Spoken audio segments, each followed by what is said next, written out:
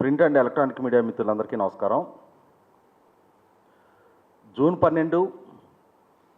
2024 NDA కూటమి ప్రభుత్వం చంద్రబాబు నాయుడు గారి నాయకత్వంలో పదవి బాధ్యతలు చేపట్టి నిన్నటికి 2 సంవత్సరాలు పూర్తయిన సందర్భంగా నిన్న మా 3 పార్టీల నాయకత్వం 2 సంవత్సరాల నమ్మకం, అభివృద్ధి, సంక్షేమం పేరిట తిరుపతిలో ఒక భారీ బహిరంగ సభ ఏర్పాటు చేసిన తీరు మనందరం చూసాం. ఇదే సందర్భంలో 2 సంవత్సరాల క్రితం ప్రజల చేత తిరస్కారానికి గురై ఒక రకంగా మాట్లాడుకుంటే ప్రజాగ్రహంతో ఎన్నికలలో శిక్షకు గురైన వైసీపీ పార్టీ వెన్నుపోటుకు 2 ఏళ్ళు అని చెప్పని నిన్న వాళ్ళు రాష్ట్ర వ్యాప్తంగా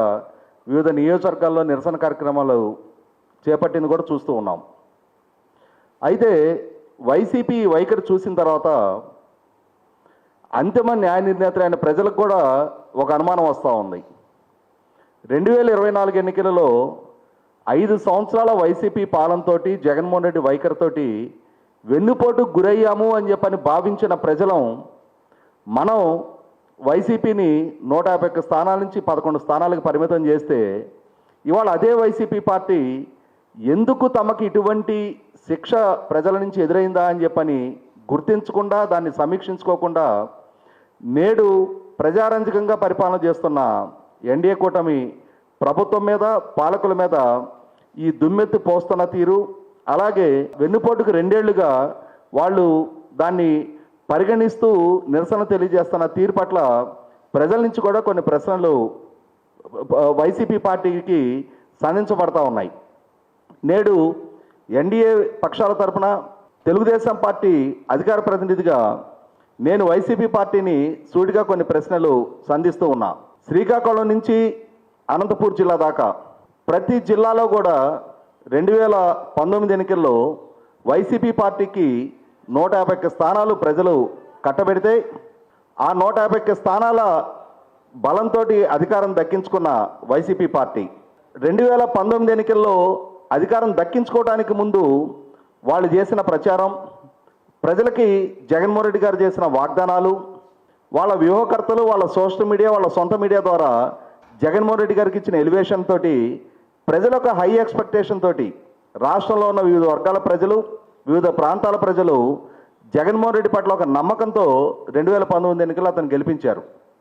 ఆ గెలిపించే క్రమంలో అతను ప్రజలకు ఏమేమి వాగ్దానాలు చేశారనేది ఒకసారి మనం గుర్తుంచుకుంటే ప్రాంతాల వారీగా ఒకసారి విశ్లేషిద్దాం. రాష్ట్రంలో ఉన్న 3 ప్రాంతాలకి జగన్మోహన్ రెడ్డి ఏమేమి వాగ్దానాలు చేశాడు, 5 సంవత్సరాల పాలకుడుగా వాటిని ఎంతవరకు నెరవేర్చాడు, ఎందుకు ప్రజలు జగన్మోహన్ రెడ్డి వల్ల మనం వంచనకు గురయ్యాము అన్న భావంతో 2024 ఎన్నికల్లో అతన్ని ఇంత ఘోరంగా శిక్షించారనేది ఒకసారి గమనించుకుంటే, ముఖ్యంగా చంద్రబాబు నాయుడు గారు, జగన్మోహన్ రెడ్డి ఇరువురు రాయలసీమ అవసరమైనా సరే రాయలసీమ ప్రధానంగా జగన్మోహన్ రెడ్డికి బలంగా మారిందనేది వాస్తవం. 2019 ఎన్నికల్లో 52 స్థానాలున్న రాయలసీమలో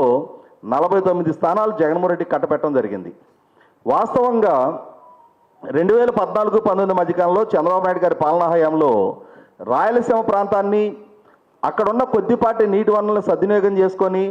అక్కడ రైతాంగానికి ఆదాయ వనరులు చేకూర్చాలనే ఉద్దేశంతో చంద్రబాబు నాయుడు గారి ప్రభుత్వం ఆ పాలనా హయాంలో 90% సబ్సిడీతోటి 17 లక్షల ఎకరాలకి డ్రిప్ పరికరాలు ఇచ్చి అక్కడ హార్టికల్చర్ని ప్రమోట్ చేసిన తీరు ఒకసారి రాయలసీమ రైతాంగం గుర్తు చేసుకున్నారు. కారణం ఏంటి అంటే చంద్రబాబు నాయుడు గారు 17 లక్షల ఎకరాలకి డ్రిప్ పరికరాలు ఇస్తే జగన్మోహన్ రెడ్డి మరింత విస్తృతంగా ఆ పథకాన్ని అమలు చేస్తాడు అని చెప్పని రాయలసీమ రైతాంగం ఆశించారు. కానీ 5 సంవత్సరాల టెన్యూర్లో జగన్మోహన్ రెడ్డి ఆ పథకాన్నే పూర్తిగా నిర్వీర్యం చేశాడు తప్ప ఒక్క ఎకరానికి కూడా డ్రిప్ పరికరాలు ఇవ్వలేదనేది వాస్తవం. ఇదే క్రమంలో చంద్రబాబు నాయుడు గారి పాలనా హయాంలో రాయలసీమ కోసం డెడికేటెడ్గా 12,500 కోట్ల రూపాయలు ఇరిగేషన్ రంగానికి ఖర్చు పెడితే జగన్మోహన్ రెడ్డి 5 సంవత్సరాల పాలనా హయాంలో కేవలం 2,100 కోట్లు మాత్రమే రాయలసీమ ఖర్చు పెట్టడం జరిగింది. అదే సందర్భంలో అక్కడ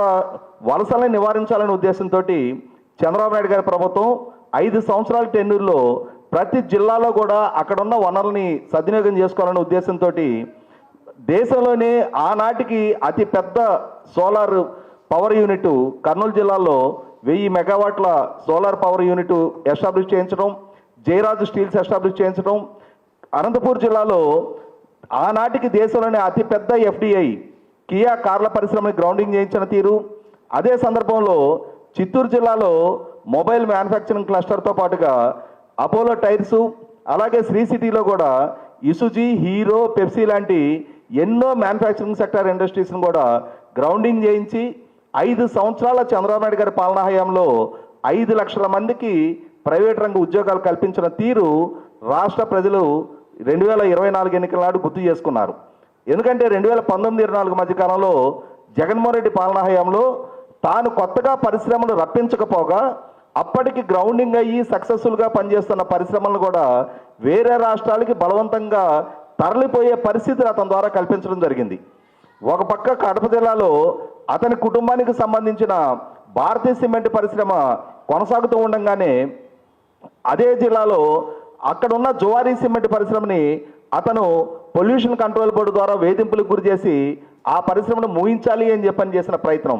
అదే సందర్భంలో చిత్తూరు జిల్లాలో 17,000 మందికి ప్రత్యక్షంగాను 50,000 మందికి పరోక్షంగాను ఉపాధి కల్పిస్తూ వస్తున్న అమర్ రాజా బ్యాటరీ సంస్థని పొల్యూషన్ కంట్రోల్ బోర్డు ద్వారా వేధింపులకు గురి చేస్తూ ఆ పరిశ్రమను కూడా 9,500 కోట్ల రూపాయల లిథియం బ్యాటరీ ఎక్స్పాన్షన్ యూనిట్ని తెలంగాణకి తరలిల్లే పరిస్థితులు కల్పించిన నేపథ్యం కూడా రాయలసీమ ప్రజలు గుర్తు చేసుకుంటూ ఉన్నారు. అదే సందర్భంలో చంద్రబాబు నాయుడు గారి పాలనా హయాంలో రాష్ట్ర విభజన చట్టం ద్వారా నెలకొల్పబడిన ఐఐటి, ఐజర్, సెంట్రల్ యూనివర్సిటీ లాంటి ప్రముఖ విద్యా సంస్థలన్నీ కూడా రాయలసీమ ప్రాంతంలోనే నెలకొల్పబడింది. అన్నిటికన్నా ముఖ్యంగా కర్నూలు జిల్లాలో హైదరాబాద్లో చంద్రబాబు నాయుడు గారి ద్వారానే ఏర్పాటు చేయబడ్డ మౌలానా అబ్దుల్ కలాం ఉర్దూ యూనివర్సిటీ లాగానే కర్నూలు జిల్లాలో కూడా ఉర్దూ యూనివర్సిటీ చంద్రబాబు నాయుడు గారి ద్వారా ఏర్పాటు చేయడం జరిగింది. అలాగే ఒహాయో యూనివర్సిటీ తోటి టైఅప్ అయ్యి కర్నూలు జిల్లాని ప్రపంచంలోనే అతి పెద్ద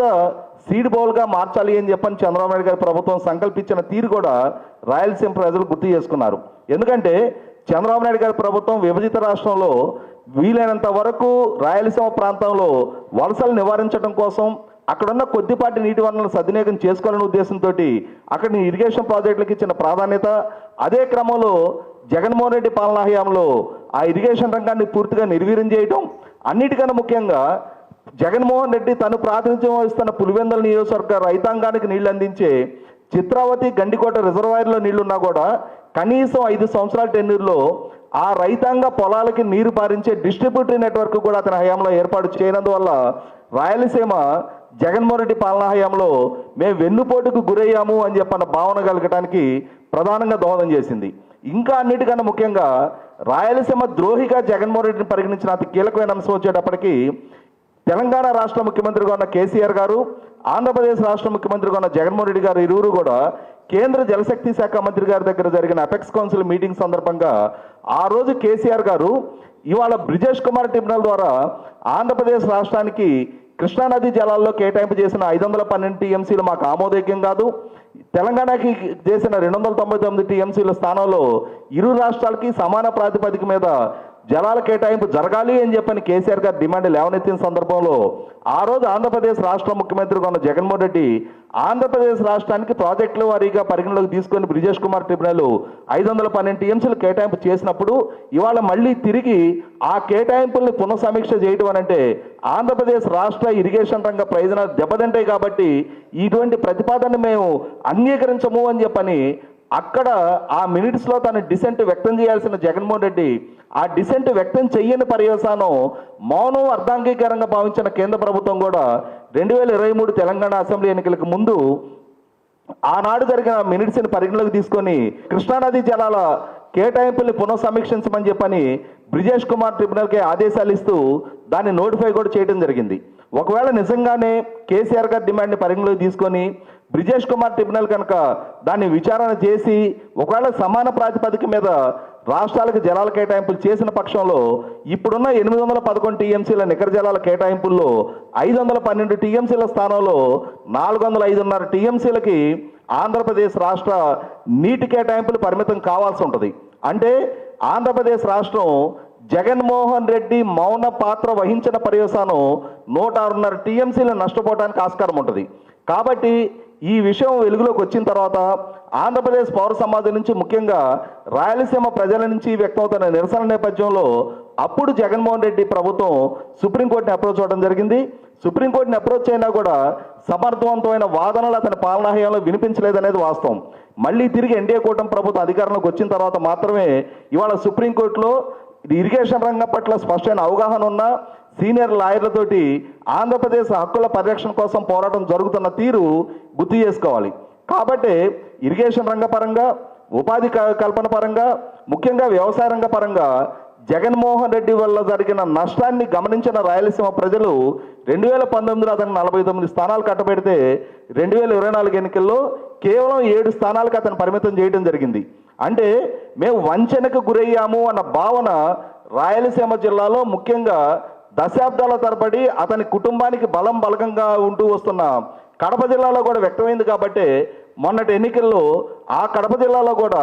7 స్థానాలు ఎన్డీఏ కూటమికి దక్కడం జరిగింది. కాబట్టి ఇక్కడ గమనించుకోవాల్సింది ఏంటి అంటే, జగన్మోహన్ రెడ్డికి వెన్నుపోటు గురించి ప్రస్తావించే అర్హత, నైతికత అతనికి కానీ అతని పార్టీకి కానీ లేదు అని చెప్పని ఇవాళ ఆంధ్రప్రదేశ్ పౌర సమాజం సాక్షిగా 2024 ఎన్నికల్లో 5 సంవత్సరాలు అతని పాలన చూసిన తర్వాత, పాలకుడిగా అతని పాలనా తీరు చూసిన తర్వాత, అతని మాట నిలుపుకునే తీరు చూసిన తర్వాత అతనికి ఈ రాష్ట్రాన్ని పాలించే అర్హత లేదు, అతనికి రాజకీయంగా అవకాశం ఇవ్వటం వేస్ట్ అని భావించిన రాయలసీమ ప్రజలే తాము 2019లో ఇచ్చిన తీర్పుని మళ్ళీ తిరిగి ప్రజలు వెనక్కి తీసుకోవడం జరిగింది. కాబట్టి ఇవాళ ఎన్డీఏ కూటమి ప్రభుత్వాన్ని విమర్శిస్తున్న జగన్మోహన్ రెడ్డి 2019కి ముందు చంద్రబాబు నాయుడు గారి పరిపాలన ఎలా జరిగింది, ఇవాళ 2024 నుంచి ఇవాళ ఎన్డీఏ కూటమి ప్రభుత్వం అదే రాయలసీమకి ఎన్ని పరిశ్రమలు తీసుకొచ్చే ప్రయత్నం చేస్తూ ఉంది, ఇప్పటికి ఎన్ని పారిశ్రామిక ఒప్పందాలు ఖరారైనాయి, అలాగే 100 రోజులు ఒక ఫిక్స్డ్ టైం బౌండెడ్ షెడ్యూల్లో హంద్రినివా కాలువని 3,500 కోట్ల రూపాయలతోటి వెడల్పు చేయడం ద్వారా ముచ్చుమర్రి నుంచి తమిళనాడు బోర్డర్లో ఉన్న కుప్పం నియోజకవర్గానికి కూడా నీళ్లు తరలించిన తీరు ఇవాళ రాయలసీమ రైతాంగానికి స్పష్టంగా కనిపిస్తూ ఉంది. కాబట్టి ఇవాళ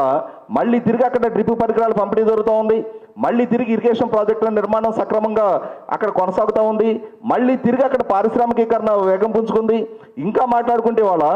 ఈ ఎన్డీఏ కూటమి ప్రభుత్వం పదవి బాధ్యతలు చేపట్టిన ఈ 24 నెలల కాలంలో దేశంలోకి వచ్చిన పారిశ్రామిక పెట్టుబడి ప్రతిపాదనల్లో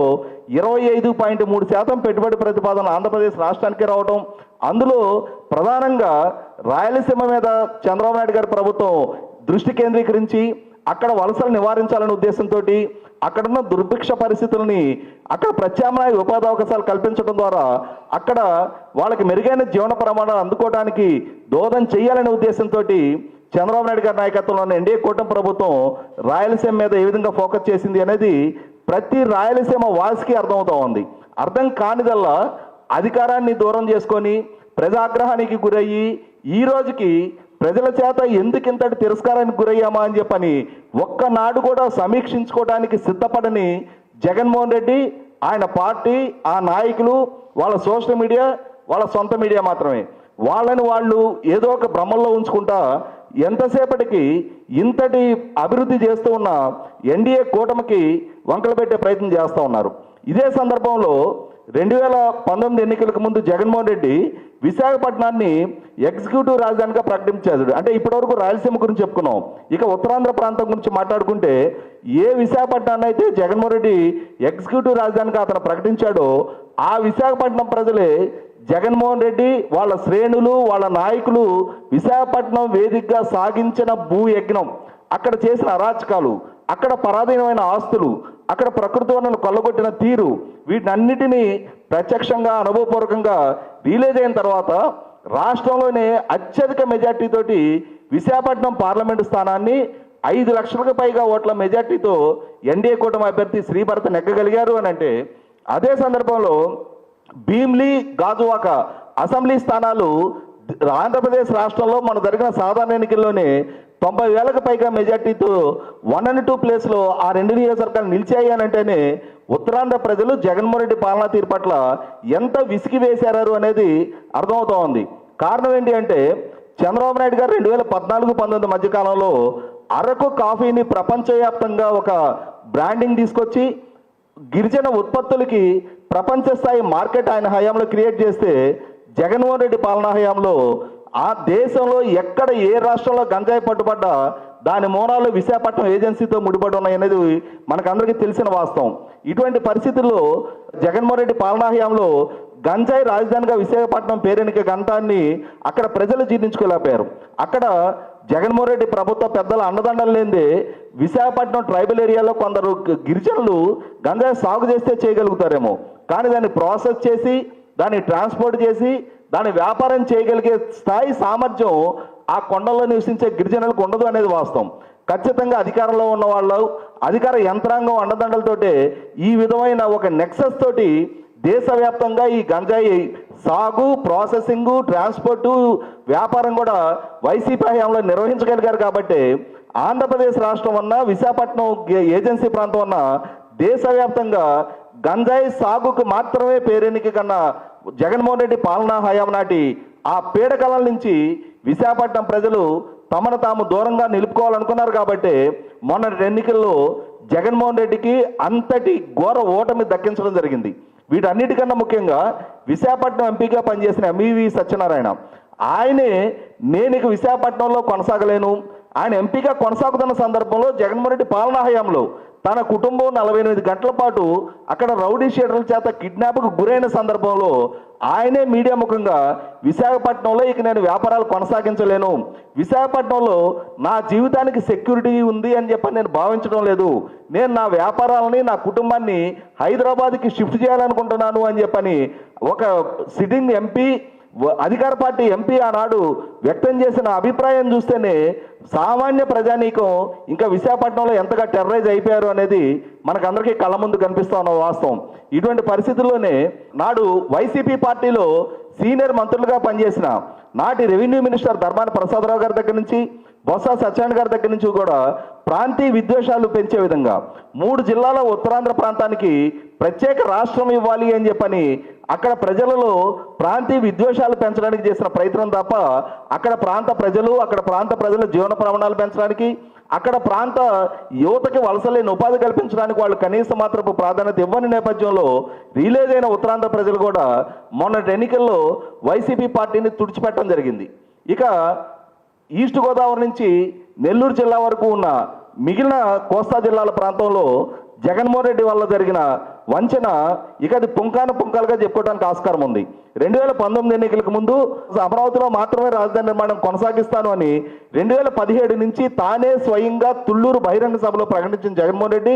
తన manifesto committee chairman Ummareddy Venkateswara గారి ద్వారా మంగళగిరి నాడు ఎమ్మెల్యే మళ్ళీ తిరిగి పోటీ చేస్తున్న వైసీపీ అభ్యర్థి ఆళ్ల రామకృష్ణారెడ్డి చేత కూడా ప్రకటింపజేసిన నేపథ్యం, అన్నిటికన్నా ముఖ్యంగా అతనే స్వయంగా రాజధాని ప్రాంతంలో పర్యటించిన సందర్భంలో అమరావతి ప్రాంతంలో ల్యాండ్ పూలింగ్కి భూములు ఇచ్చిన అసైన్మెంట్ ల్యాండ్ ఓనర్లకి పట్టా భూములతో పాటు సమానమైన ప్యాకేజ్ ఇస్తానని చెప్పని వాగ్దానం చేయటం, అదే సందర్భంలో అక్కడ ల్యాండ్ పూలింగ్కి భూములు ఇచ్చిన నేపథ్యంలో ఉపాధి కోల్పోయిన ల్యాండ్లెస్ పూర్కి చంద్రబాబు నాయుడు గారి ప్రభుత్వం 2,500,000 రూపాయలు సామాజిక పెన్షన్లు ఇస్తున్న నేపథ్యంలో తనకి కనుక అధికారం కట్టబెడితే ఈ 2,500,000 పెన్షన్ 5,000 చేస్తానని చెప్పని అక్కడ ప్రాంత ప్రజలని జగన్మోహన్ రెడ్డి కూడా ఇక్కడే రాజధాని నిర్మాణం చేయబోతున్నాడు అని చెప్పని ఒక నమ్మకాన్ని కలిగించాడు. కాబట్టి 2019 ఎన్నికల్లో రాజధాని నిర్మాణం జరుగుతున్న మంగళగిరి, తాడికొండ నియోజకవర్గాలు కూడా జగన్మోహన్ రెడ్డికే కట్టబెట్టడం జరిగింది. కానీ ఒకసారి పాలకుడిగా అతను బాధ్యతలు చేపట్టిన తర్వాత అతను అమరావతితో ఎలా వ్యవహరించాడు, అమరావతి ప్రాంత ప్రజలతో ఎలా వ్యవహరించాడు, ఏ విధమైన విద్వేషాలు అక్కడ పెంచి పోషించే ప్రయత్నం చేశారు, అధికారాన్ని అడ్డు పెట్టుకొని అక్కడ మహిళల వ్యక్తిత్వాలకు ఎలా పాల్పడ్డాడు, అక్కడ ప్రజలని ఏ విధంగా అవమానాలకి హేళనలకి గురి చేశాడనేది మొత్తం అక్కడ జిల్లాల్లో ఉన్న ప్రజలందరికీ కూడా ఒక స్పష్టత వచ్చింది. కాబట్టి జగన్మోహన్ రెడ్డిని 2024 ఎన్నికల్లో ఆ ప్రాంతం నుంచి జిల్లాలు తుడిచిపెట్టడం జరిగింది. ఈస్టు, వెస్టు, కృష్ణా, గుంటూరు, నెల్లూరు, ఒక్క ప్రకాశం జిల్లాలోనే అతనికి 2 సీట్లు రావడం జరిగింది. మిగిలిన ఏ జిల్లాలో కూడా కనీస మాత్రం అతని పార్టీకి ఒక్క స్థానం కూడా అక్కడ ప్రజలు కట్టబెట్టలేదు అని అంటే 5 సంవత్సరాల జగన్మోహన్ రెడ్డి పాలనా హయాంలో అక్కడ ప్రజలలో సృష్టించిన భయోత్పాతాలు, అక్కడ లూడి జరిగిన ప్రకృతి వనరులు, వైసీపీ నాయకులు వ్యవహరించిన తీరు, వీటన్నిటి ప్రజలు పరిగణలోకి తీసుకున్నారు. కాబట్టి ఒకనాడు 2019 ఎన్నికలకు ముందు మాట తప్పని మడం తిప్పని వీరుడిగా జగన్మోహన్ రెడ్డికి ఇచ్చిన ఎలివేషను, కేంద్ర ప్రభుత్వంతో ఏ స్థాయిలోనైనా సరే పోరాటం చేసి ప్రత్యేక హోదా సాధించగలడు అని చెప్పని అతనికి ఇచ్చిన ఎలివేషను, వాస్తవ రూపంగా ఒకసారి పాలకుడిగా బాధ్యతలు చేపట్టిన తర్వాత ప్రతి అంశంలో కూడా తన మాట తప్పుతున్న తీరు, అదే సందర్భంలో ప్రత్యేక హోదా సాధన విషయంలో కేంద్ర ప్రభుత్వంతో రాజీ పడి ప్రత్యేక హోదాని ముగిసిన అధ్యాయం అని చెప్పని చంద్రబాబు నాయుడు అన్నారు అని చెప్పని ఆయన మీద నిందలు మోపిన జగన్మోహన్ రెడ్డి 2019లో తాను పదవి బాధ్యతలు చేపట్టిన సందర్భంగా ఏర్పాటు చేసిన తొలి ప్రెస్ మీట్లోనే కేంద్ర ప్రభుత్వానికి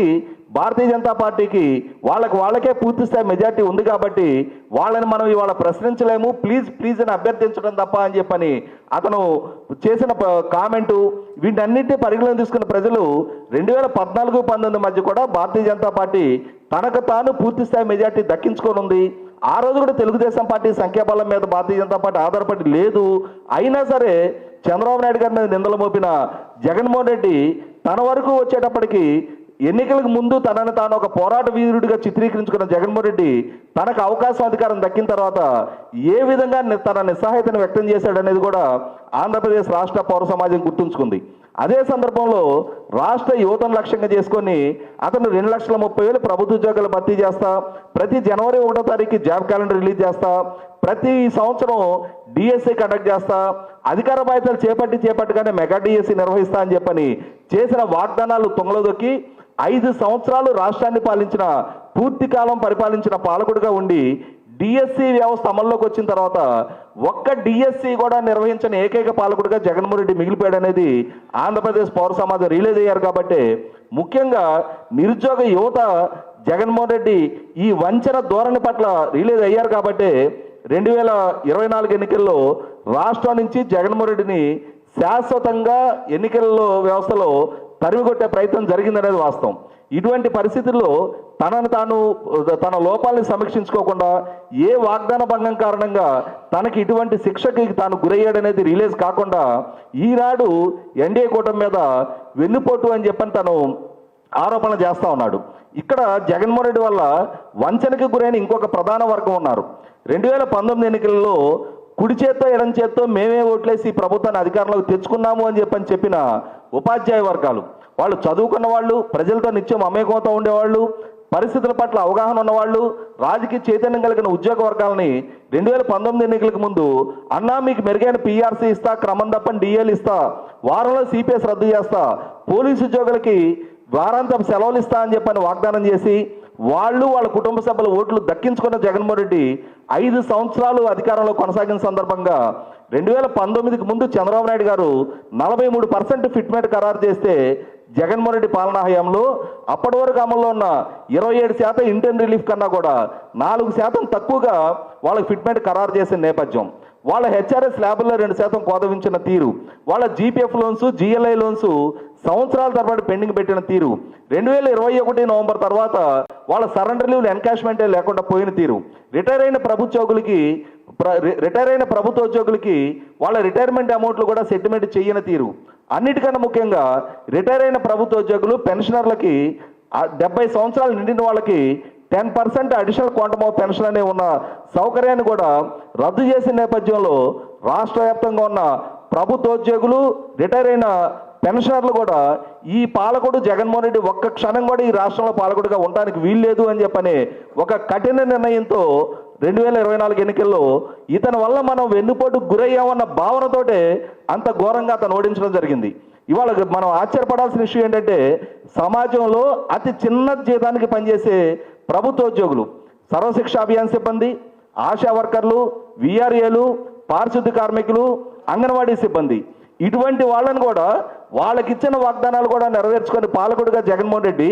వాళ్ళు ఉద్యమాలకి ప్రయత్నం చేసిన సందర్భంగా అంగన్వాడీ సిబ్బంది మీద ఎస్మా ప్రయోగించిన పాలకుడిగా దేశంలోనే కీర్తి సంపాదించిన పాలకుడు జగన్మోహన్ రెడ్డి. ఇలా చిరుద్యోగుల నుంచి రాష్ట్రంలో ఉన్న అన్ని ప్రాంతాల ప్రజల అభిమానాన్ని, నమ్మకాన్ని కోల్పోయిన జగన్మోహన్ రెడ్డి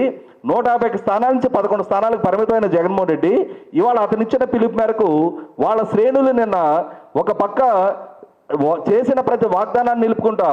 సంక్షేమాన్ని, అభివృద్ధిని సమపాళ్లలో కొనసాగిస్తూ ఒక పక్క రాజధాని నిర్మాణాన్ని ముందుకు తీసుకెళ్తా ఉన్నాం, రెండో పక్క ఇరిగేషన్ రంగానికి అధిక ప్రాధాన్యత ఇస్తా పోలవరం ప్రాజెక్టు, నేషనల్ ప్రాజెక్టు దగ్గర నుంచి మొదలుపెట్టి వెలుగొండ ప్రాజెక్టు అయితే జగన్మోహన్ రెడ్డి వల్ల ఎంత వెన్నుపోటుకు గురయ్యామని ప్రకాశం జిల్లా ప్రజలు కూడా తమను తాము అంటే ఒక రకంగా ఇంతటి వెన్నుపోటుకి జగన్మోహన్ రెడ్డి ప్రజలను గురి చేస్తున్నాడా అని చెప్పని ఆశ్చర్యపోయిన నేపథ్యం. ఎందుకంటే రీసెంట్గా సాక్షి పత్రికలో 2,500 కోట్ల రూపాయలు వెలుగొండ ప్రాజెక్టు ఖర్చు పెట్టాల్సి ఉంటే బడ్జెట్లో చంద్రబాబు నాయుడు గారు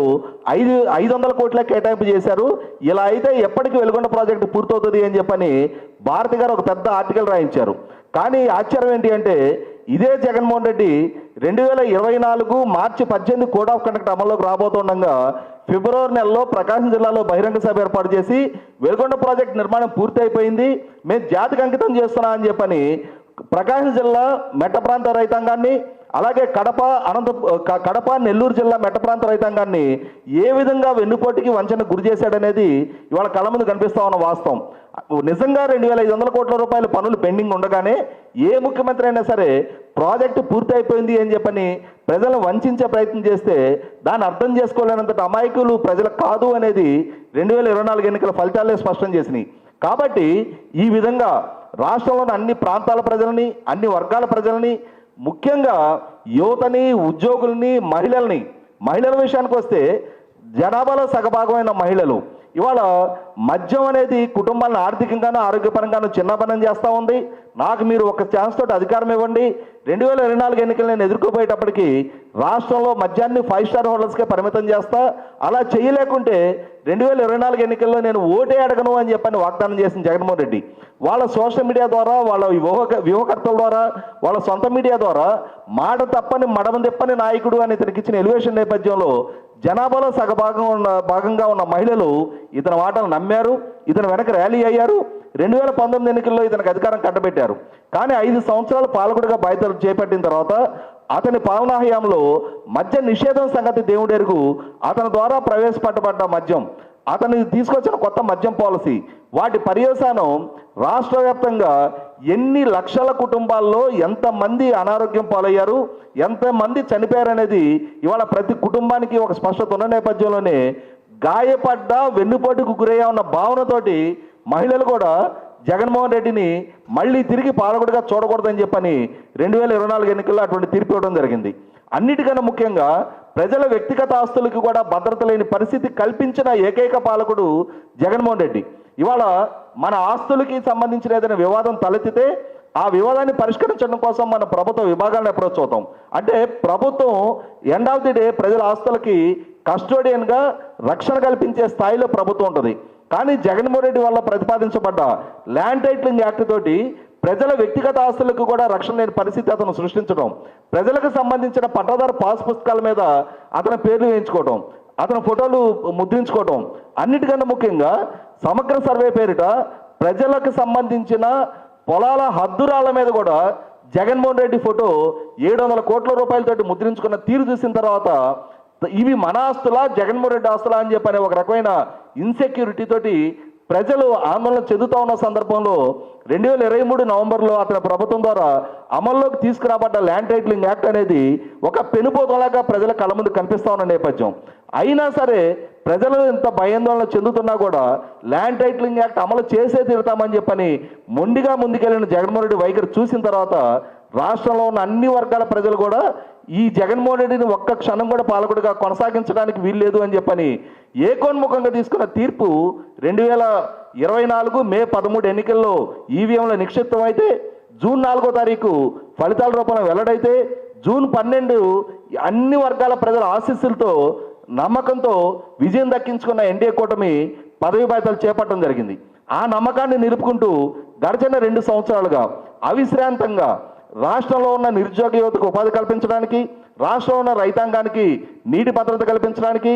జగన్మోహన్ రెడ్డి వల్ల వారసత్వంగా దక్కిన ఆర్థిక విధ్వంసం నుంచి రాష్ట్రాన్ని కాపాడటానికి ఎన్నికల ముందు చేసిన ప్రతి సంక్షేమ వాగ్దానాన్ని నిలుపుకునే దిశగా పదవి బాధ్యతలు చేపట్టిన 19 రోజుల్లోనే దేశంలోనే హైయెస్ట్ సామాజిక పెన్షన్ 4,000 రూపాయలు అమల్లోకి తెచ్చిన పాలకుడు చంద్రబాబు నాయుడు గారు, అమలు చేసిన ప్రభుత్వం ఎన్డీఏ కూటమి ప్రభుత్వం. ఇటువంటి ప్రభుత్వాన్ని, ఇటువంటి పాలకుల్ని, ప్రజలకు ఇచ్చిన వాగ్దానాన్ని నిలుపుకొని పాలకులుగా జగన్మోహన్ రెడ్డి చిత్రీకరిస్తున్న తీరు చూసి ప్రజలు ఆశ్చర్యపోతా ఉన్నారు. ఏ వెన్నుపోటుకు గురై మనం ఇటువంటి తీర్పుతో జగన్మోహన్ రెడ్డి ఇంటికి పంపించాం. ఇవాళ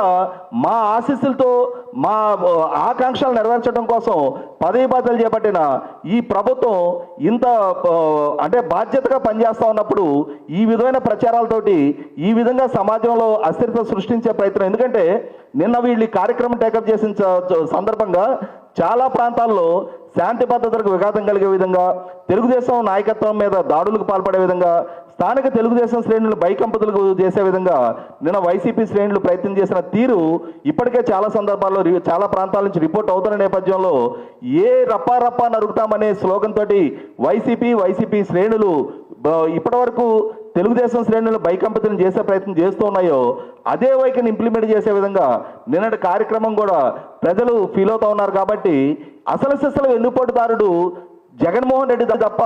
ఇవాళ ఎన్డీఏ కూటమి ప్రభుత్వం కాదు అని చెప్పని ప్రజల నుంచి ఏకోన్ముఖమైన భావన వ్యక్తం అవుతా ఉంది. Thank you.